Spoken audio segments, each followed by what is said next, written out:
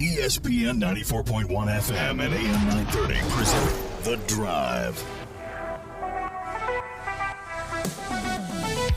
Are you ready to go? I am. It is Monday, June 27th. Your drive begins now on ESPN 94.1 and AM 930.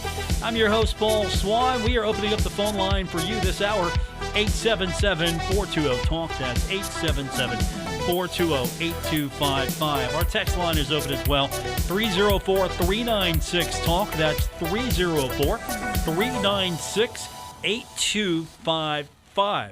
Coming up this hour, we're going to talk a little bit more about Sunbelt football. This time, we've got Barry McKnight. He's play-by-play voice of the Troy Trojans, so he's going to be with us here in the next few minutes. We're going to talk about Marshall and Troy. This will be the first Sunbelt game for the Thundering Herd on the road. It's been the second time ever that Marshall has played at Troy. If you look at the history, Marshall pretty successful early on in this series, and it goes back a ways. And then Troy wins the last two. So this will be the second time that Marshall has actually played at Troy. So it should be fun. We're going to talk to Barry McKnight here in the next few minutes. I'm looking forward to introducing myself to him and getting to know him as well. So we'll do that here. And, of course, we'll get your phone calls and texts, as I mentioned, in. And we got a lot to get into today. How about Herd fans stepping up? It took a little longer than maybe anticipated, but it got done. So the $50,000 goal that Marshall had set for fundraising for the baseball stadium was met. Now, the reason why that number was set is because the $50,000 was matched. Up to $50,000 was matched by Chris and Melissa Lambert. So they said that if you can get up to $50,000, that they would match that donation.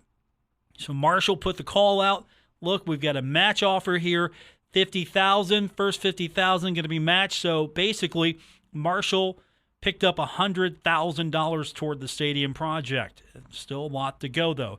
Christian Spears was with us on Friday. He said about $11 million. I think it's, and I've had some people ask me, what's the financing on that? City's kicking in 8.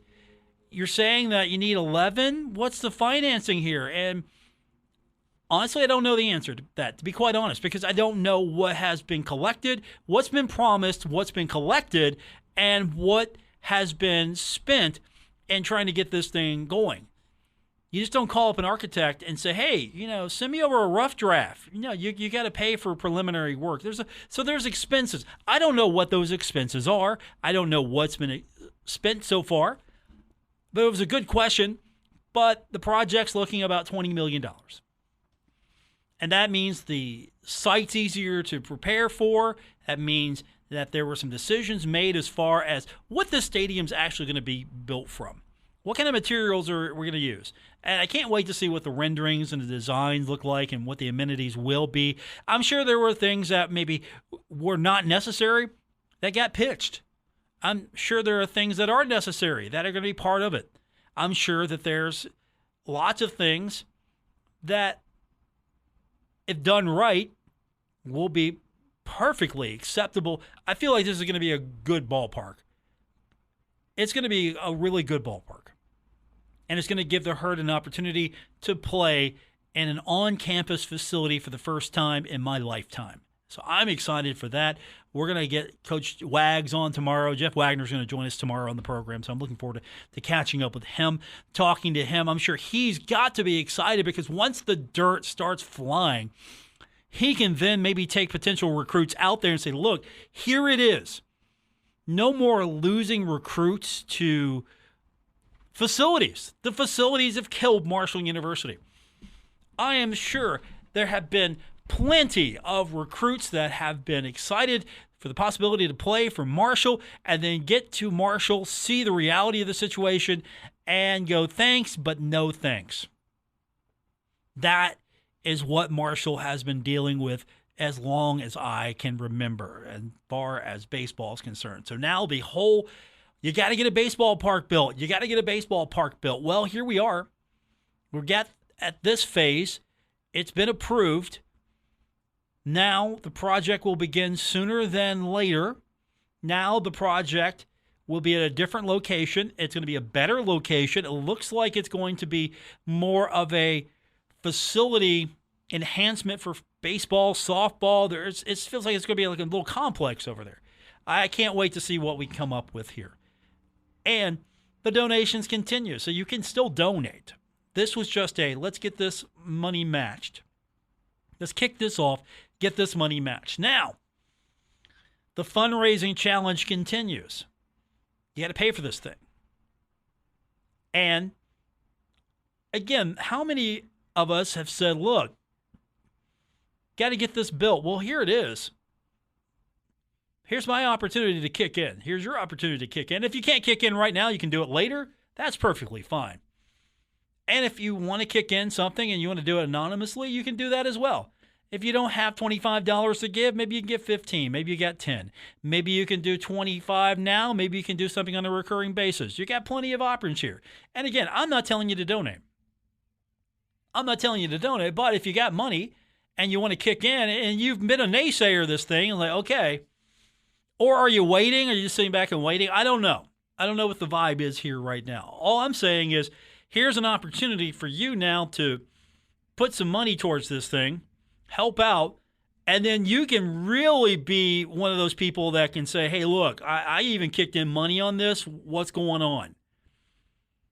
I don't know if me dropping 25 or you dropping 25 will bend the ear the way a major donor will, but I kind of feel like if we all have a piece of this thing and we all have a collective voice, I think we're going to have a little sway here as far as accountability. And honestly, I think this athletic department is all about accountability. So pretty excited about that. It took a couple more days to get this going, but once it got going, it went well over 50,000, and that's good because then the 50,000 match kicked in. I mean, if it would have been 48,000 before the deadline, Marshall would have got an additional 48,000. So 50,000 plus, that's always a good sign to get this thing started. So hopefully Marshall can do more there and more donations and more sources of revenue to make this stadium a reality. So I'm looking forward to talking to Coach Wagner tomorrow about the ballpark. I'm sure that he will have a lot to say. I'm sure he is excited. It feels tangible, but it felt tangible before. We were at the ceremony. Now I feel like this is actually moving. They're not waiting. We don't have a pandemic that's slowing things down as well. We don't have issues with the site compared to the previous location. I feel like it's going to be more connected to the campus because it's going to be right next to softball. And this was sort of that area that the city sort of envisioned this way originally. It felt like this was where it should have went, and then we find out, well, here's the property and here's where it's going, and we find out there's so much going on with that property that doesn't need to be on the university to clean up. That doesn't need to be on the university to clean up. Let someone else deal with that. Let Marshall finally build a baseball park. And I know there are a lot of people that might say they've had a piece of this over the years, but honestly, I think the guy that you should pat on the back the most right now is Christian Spears, and I'm sure he's going to say you need to pat Brad Smith on the back as well, so pat them both on the back. Let's get this thing going. I'm excited. We're going to get into so much. We're going to talk Sun Belt football with Barry McKnight. He's play-by-play broadcaster for the Troy Trojans. So we're going to talk to him. Marshall's taking on Troy. Sun Belt opener. It's September 24th. I'm sure a lot of you are going to be there, and we're going to talk to Barry about the game and what Herd fans can expect. It's been a long time since Marshall played Troy. What's changed? What's staying the same? We'll talk about it when we continue with this edition of The Drive on ESPN 94.1 and AM 930. Do you like the show and you want to make your own? Well, let me tell you about Anchor. It's free. There are creation tools that allow you to record and edit your podcast right from your phone or computer. And now you can even add any song from Spotify directly to your episodes. The possibilities are endless for what you can create.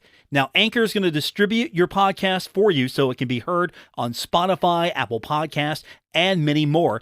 And you can make money from your podcast. No minimum listenership needed. It's everything you need to make a podcast in one place. Download the free Anchor app or go to anchor.fm to get started. This is The Drive with Paul Swann on ESPN 94.1 FM and AM 930. Welcome back to the Monday edition, The Drive on ESPN 94.1 and AM 930. We're going to be checking in here in a few minutes with Barry McKnight. He is the play-by-play voice of the Troy Trojans, so we're going to talk to him. Marshall opening up the Sun Belt schedule with Troy. It'll be Marshall's first ever Sun Belt opponent as a member. It'll be September 24th. It's going to be at Troy. That's going to be a new experience for Herd fans. Marshall really doesn't have a history of traveling to Troy for football, so this will be something that will be a new experience. Not only will this be, I believe, the second time ever these two teams have met in Troy, but it also will be as a conference member. So we're going to talk to Barry here in the next few minutes. Looking forward to talking to him. Until then, I will open up the text line for you, give you an opportunity to be a part of the program. The text line is 304-396-TALK, 304-396-8255. If you want to be a part of the program and you don't want to use text, that's okay.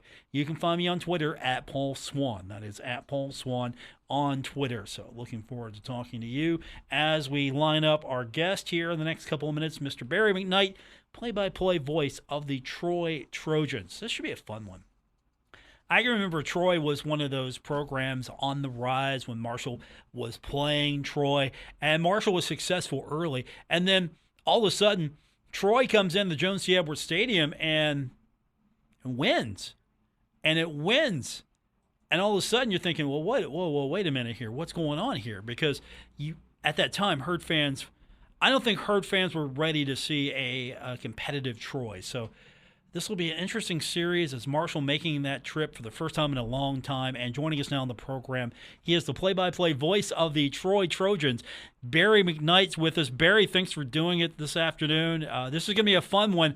I don't think Herd fans are don't remember too much about going down to Troy since, well, it feels like Troy's spent almost every single game in Huntington that the two teams have ever played.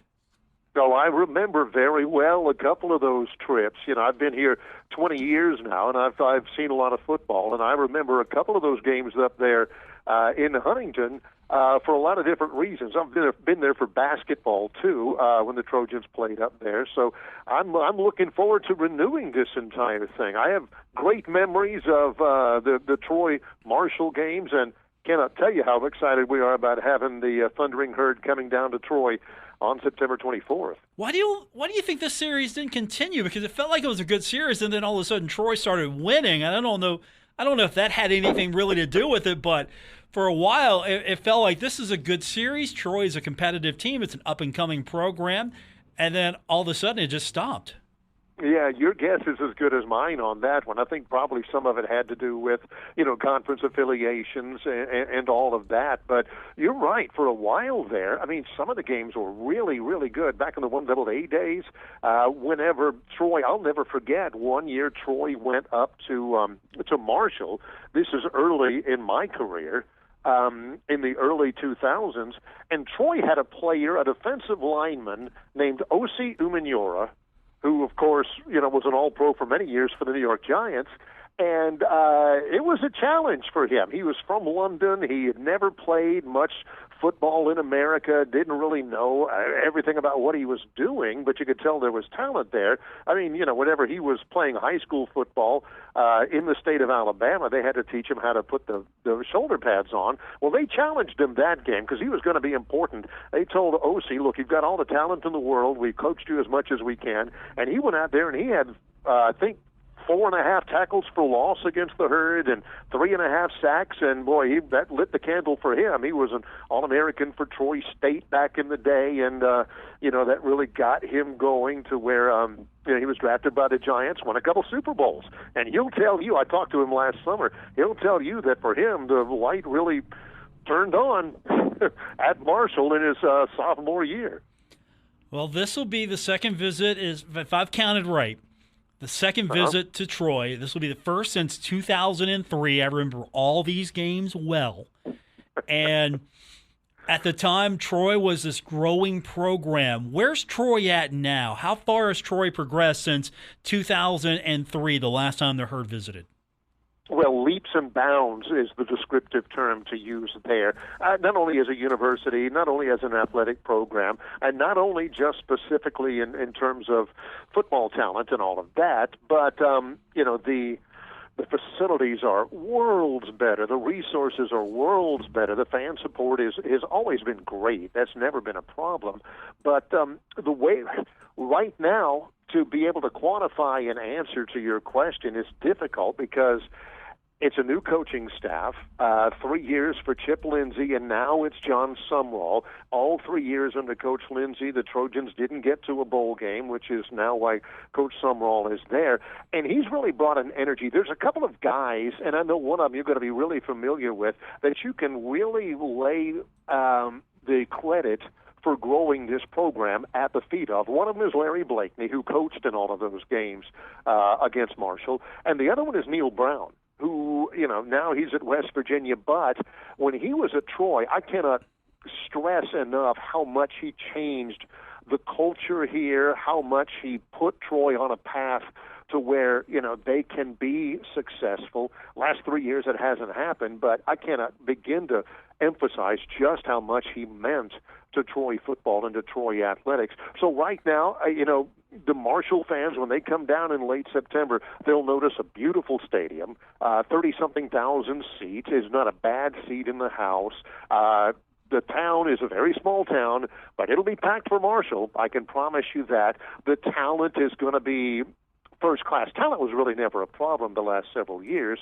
The high school football in the state of Alabama, Troy is about 30 miles away from the Georgia state line, and it's about an hour away from the Florida state line. So in terms of talent, you can cast a net about 120 miles in a big circle around Troy, and you'll be able to find all the talent that you want. So right now, the talent level is good. People don't see that because we were 5-7 last year, but it's a good talent level. The transfer portal has been very good for Troy, and a lot of people are anticipating, a lot of people are prophesying that John Sumrall is going to really kickstart this program back into the level that it's been in the past.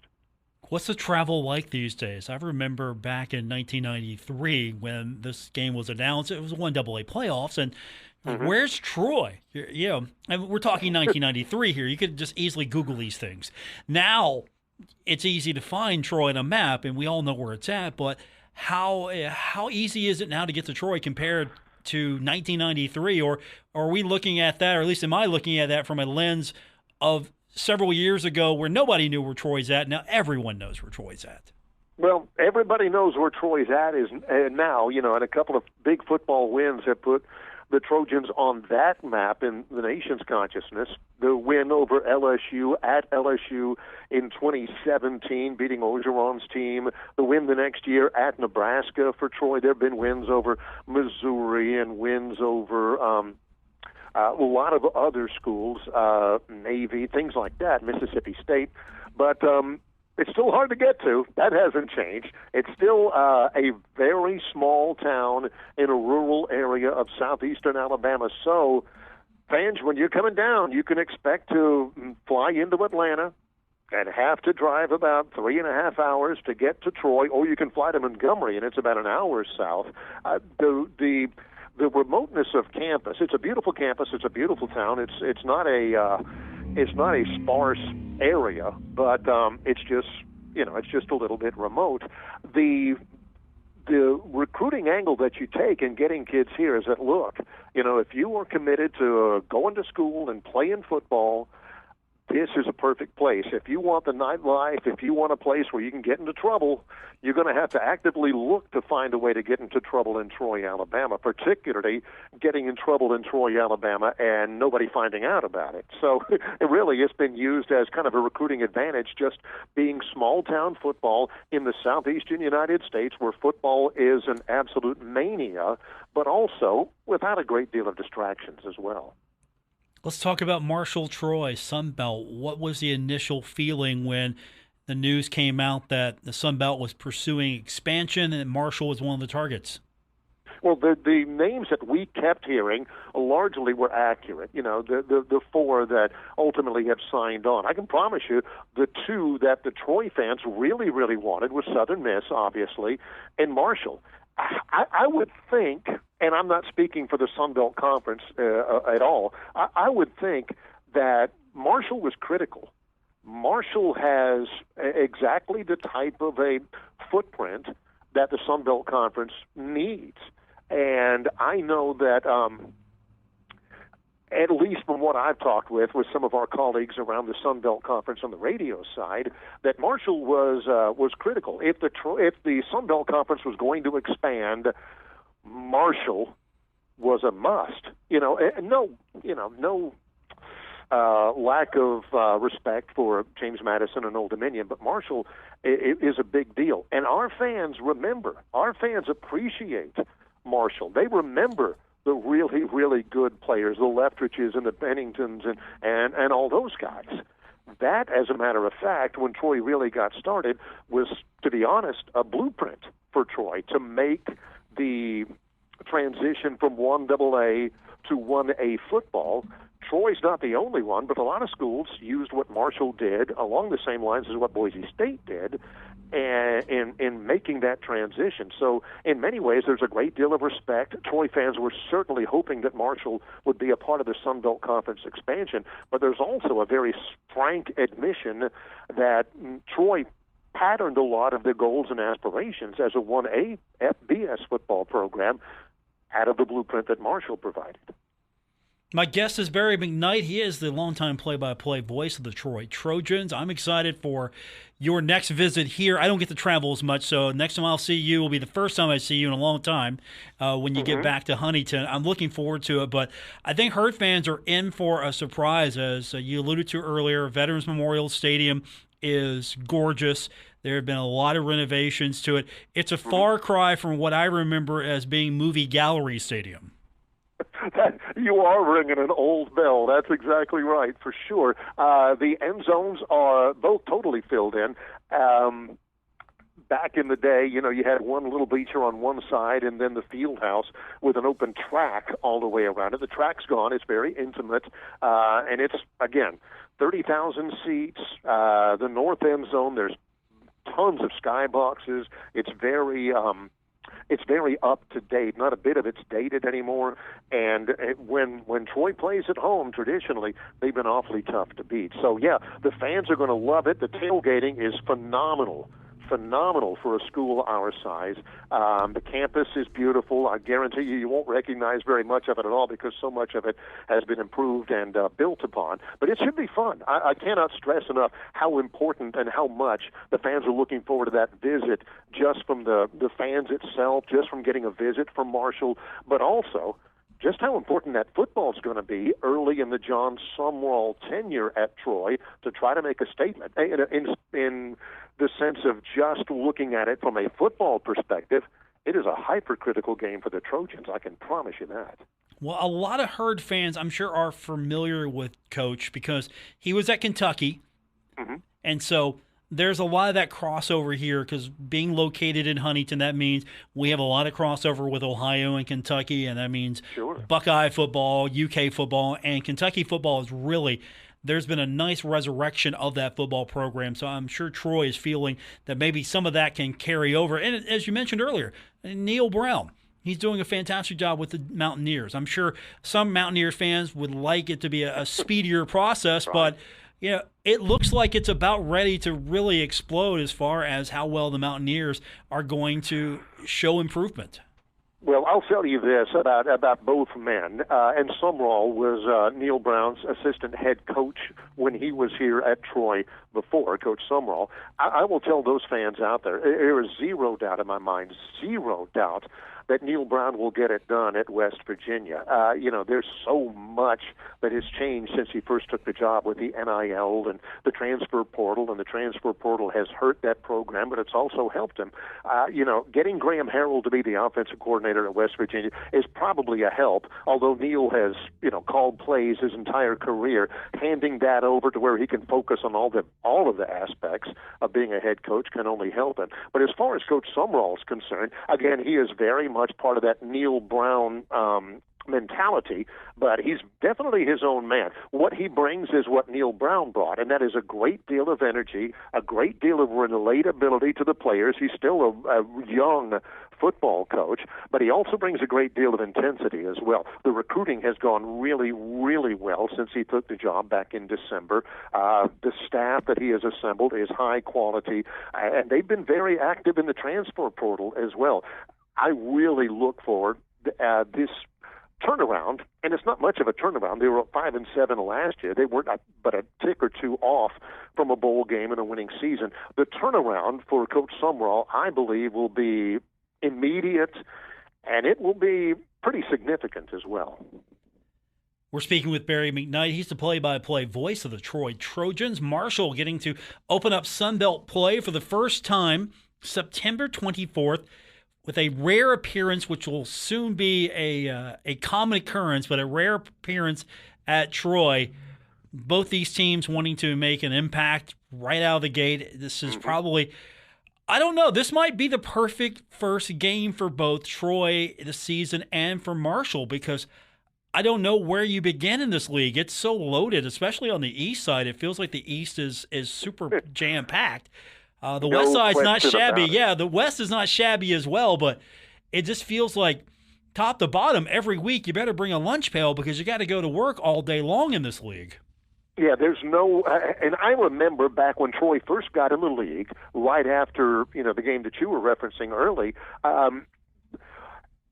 Troy won the league the first 5 years they were in the league. And there were times in the Sun Belt Conference when you knew that you could go somewhere in the league and you didn't necessarily have to play your best. Speaking of Troy here, that Troy didn't necessarily have to play their best to have a realistic expectation of winning the game. Now it's a dogfight. Every week you had better play at your highest level in order to have a player. I mean, the East has Appalachian State. The East will have some really, really big challenges with Coastal Carolina and Georgia Southern every week. There is so much team speed in the Sun Belt Conference, particularly defensively. And you'll see that from Troy September 24th. Troy, the one common denominator they have on defense, it seems, is that everybody on defense can really, really run. That particular attribute is not limited to Troy. Every defense can run. Every defense in this league is going to be athletic, and there are a lot of playmakers on offense as well. This division, this Eastern Division, is maybe the toughest division in all of the group of five. I honestly feel that, and I think it's only going to get better. So great. Marshall's in it, and James Madison's in it, right? Just great. But, we say that, and everybody around here knows that Marshall's, they're not wet behind the ears. They're not just falling off the turnip truck into the Sun Belt East and saying, "Hey, boys, what's going on around here?" And Marshall is very well suited to get in and be competitive in that East from the get-go. There's no question in anybody's mind about that. What makes this league feel different than the rest of the group of five? And what makes this league feel like it's more progressive? Because that's the vibe I'm getting. It's everyone that's in this league, from administrators to coaches, everyone is in this league likes being in this league, and it feels like there's a competitive side to this league, but at the same time, there's a push for the league to be better. And it's early in the league. You tell me if I'm wrong, but it doesn't feel like, this is a league that eats its own alive. It really feels like this is a cohesive unit of like-minded institutions working for a common good while playing probably some of the most competitive football at the group of five level. Well, that's a perceptive question, and I would say that the absolute easiest answer and most comprehensive answer is the fact, again, when Troy first got in the league, as it was composed at that point, there were programs out there that you didn't have to play really well to beat, and it didn't seem to bother some of them. A couple of things happened. The Conference USA grabbed a couple of those programs that were in bigger markets that weren't necessarily commanding those markets and weren't necessarily committed to football. They grabbed some of those, and that, to be honest, that was addition by subtraction.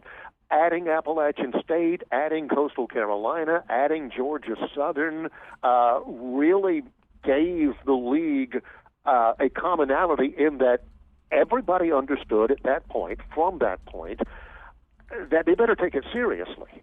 Everybody in the past, football was just something for some of the Sun Belt schools that they were forced to do in order to stay FBS. Now, everybody's committed to it. You will go to all of these different Sun Belt venues. You'll love Appalachian State and their venue. You'll love what Louisiana has done and what Troy has done and South Alabama and Coastal Carolina, because they're all committed to it now. In the past, there were some schools in this league that were just happy to be here and they were playing football just because they had to. Everybody sees not only how excited people get when you're playing good football, but what it means to the athletic department as a whole, what it means to the universities as a whole.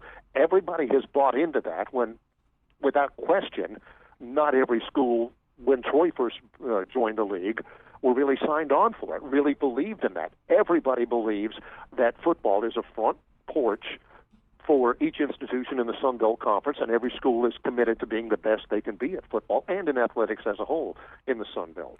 That wasn't always the case. It feels different. Just coming from Conference USA, just dealing with it permeates through everything. Just dealing, and you probably know more than I do, but just dealing initially with some members of the media that cover Sun Belt schools, it just feels like it's a different vibe altogether. Well, it has been good because some of us have been here long enough to remember what it was like beforehand. I think leadership has played a great deal in that, not only the leadership in the commissioner's office, but also the leadership of the Sun Belt Committee, the leadership of the institutions, presidents and chancellors and all that kind of stuff. And, it's in all sports. Sun Belt had 4 teams that made the NCAA baseball tournament this past year. The baseball venues are beautiful. Basketball is getting better and better. Troy's got a new venue. Georgia State's got a new venue.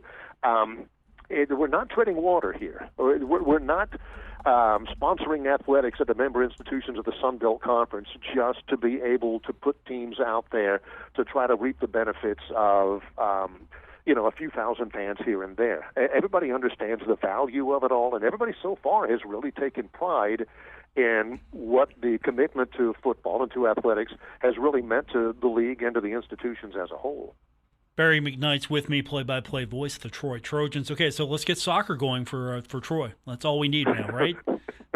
Yeah, we'd love to have it. I don't know where we'd put it because it's a smaller campus and we are jam-packed, but we have had we've had so much success through our football program that has really trickled down to everything else. The baseball program is getting a new facility. Basketball had a 22-win season this past year. Our soccer program is really good. Volleyball has been to postseason 3 out of the last 4 years.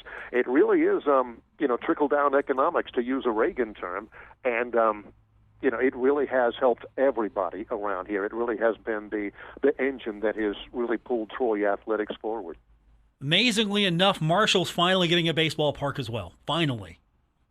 Oh, I've heard the stories. I've heard the stories in the past about what a difficulty that it has been and some of the dynamics involved about doing that. I'm looking forward to that.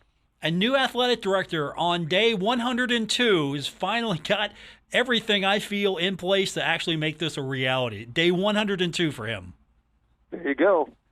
And I know how important that athletics is, Thundering Herd athletics is. I have no doubt that it's not going to be very long before they're competing for championships there. Hope so. Barry McKnight's my guest, play-by-play voice of the Troy Trojans.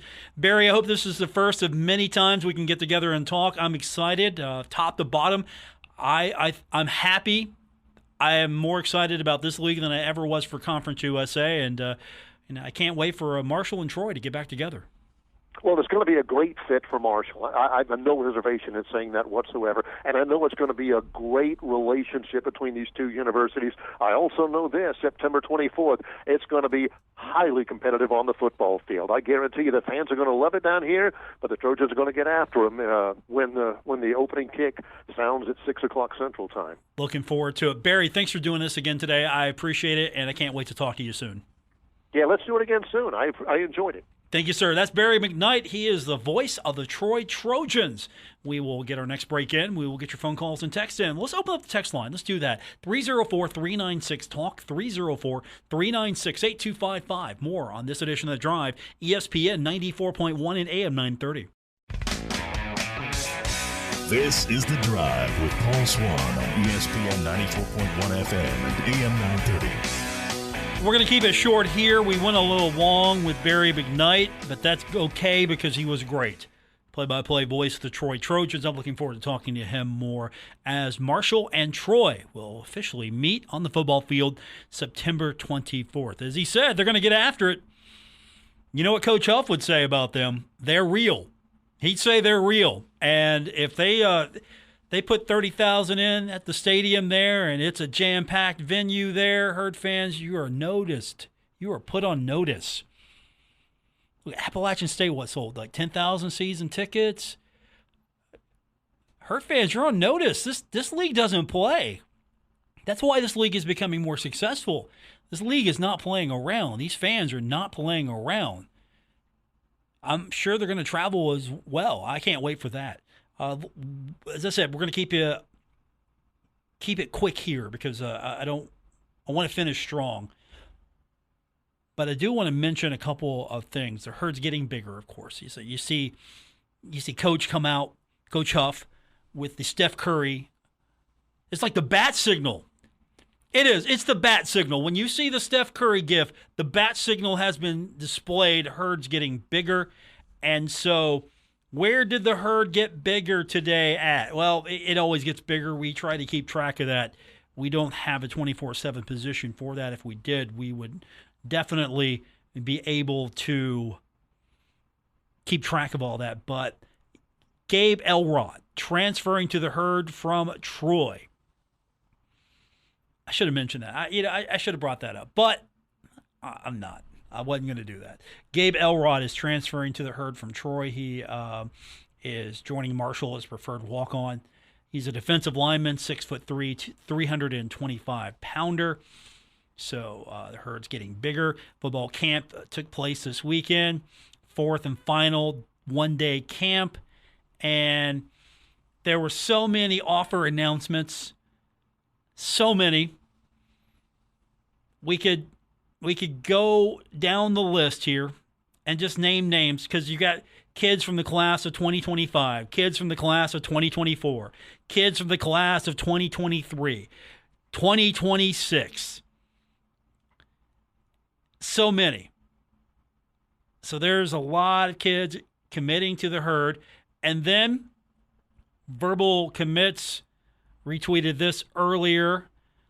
The Thundering Herd has offered Bryce Slay an offer. This is from verbal commits. So Bryce Slay, his first Division I offer from Marshall University.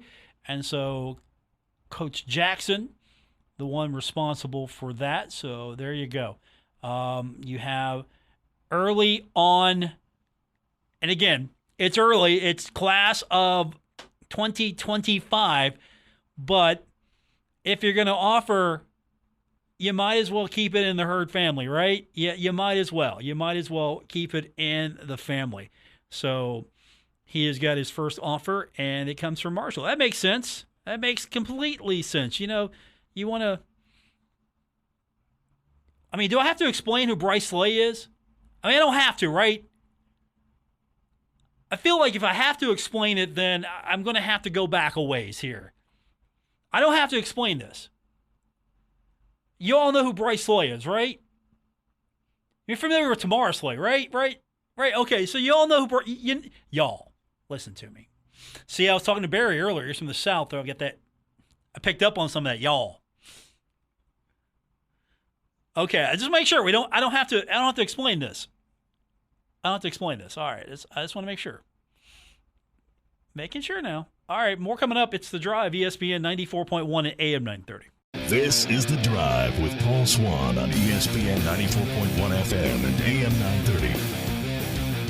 Welcome back to the Monday, June 27th edition, The Drive on ESPN 94.1 and AM 930. You know, we forgot to mention we're talking basketball, and of course, we were talking about maybe a legacy product coming to the Thundering Herd. And Bryce Slay, he got his first offer, Division I offer, and of course, where does it come from? Of course, it comes from Marshall University, and so it should. So he gets an offer. Another local product gets an offer, class of 2024, and that is Huntington Prep guard forward Dylan Tingler. So he receives an offer from the Herd. He's 6'7". So lots of offers going out. Baseball. I know we didn't talk about this earlier, and we should have mentioned it, that baseball has added to the staff Taylor Sanderful. Sanderfur, my mistake. Taylor Sanderful. Or Fur. I'll get a clarification on that, but I'm going to go with Taylor Sanderfur. So Marshall Baseball announces the hiring of Taylor Sanderfur as pitching coach.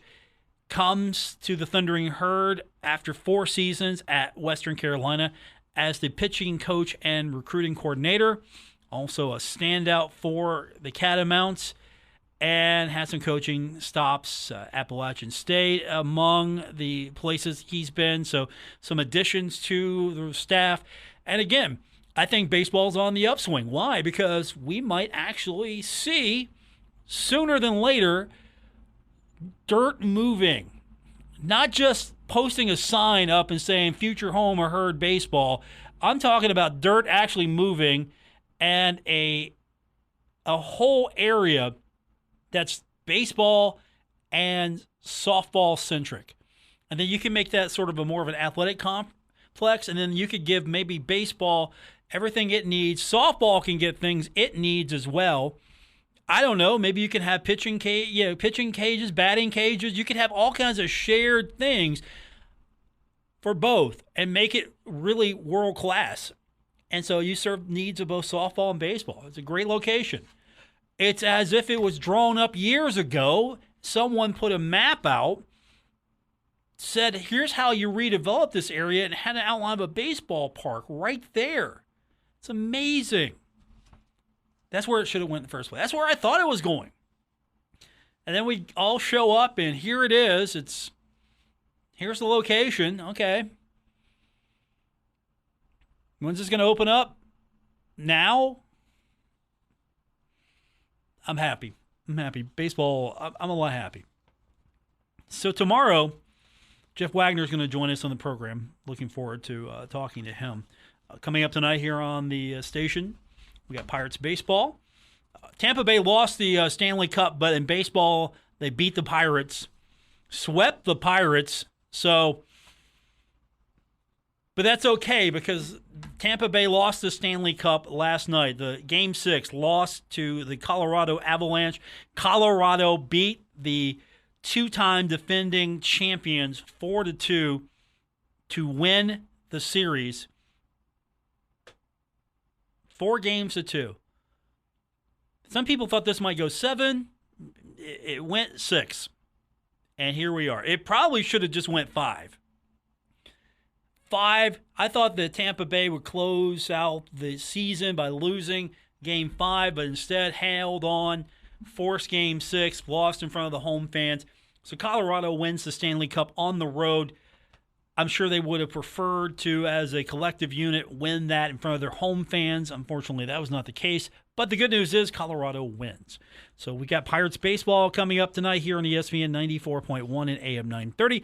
Taking on the Washington Nationals. First pitch set for 7:05 p.m. We've got it for you, 6:40 airtime here, again on ESPN 94.1 and AM 930. On the golf side of things, and you know what? We'll need to get him on the show soon. Former Marshall golfer Christian Brand won the 89th West Virginia Open with a -10. That is impressive. Next closest golfer was under 7.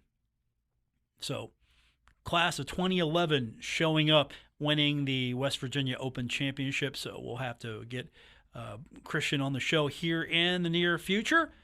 And unfortunately, some bad news for basketball fans. Mike D'Antoni was a finalist for the job in Charlotte, but the Hornets offered the position to Kenny Atkinson. So there will not be a D'Antoni as a head coach in the NBA at this moment. Things will change. So it was a good weekend overall. Good weekend overall for a lot of things. Of course, with the Stanley Cup, Colorado winning. You know, the fun thing about that was Jared Bednar. He was the head coach of the Colorado Avalanche. And if you're a longtime listener to this show and you grew up in a time when Huntington had hockey, you know, Jared Bednar played for the Huntington Blizzard. Played 3 seasons for the Huntington Blizzard, so he was remembered fondly his time with the organization. So a lot of fans in this area became Colorado Avalanche fans. That's going to do it for this edition. Thanks for tuning in. We'll be back tomorrow. We'll do it all over again here on ESPN 94.1 and AM 930.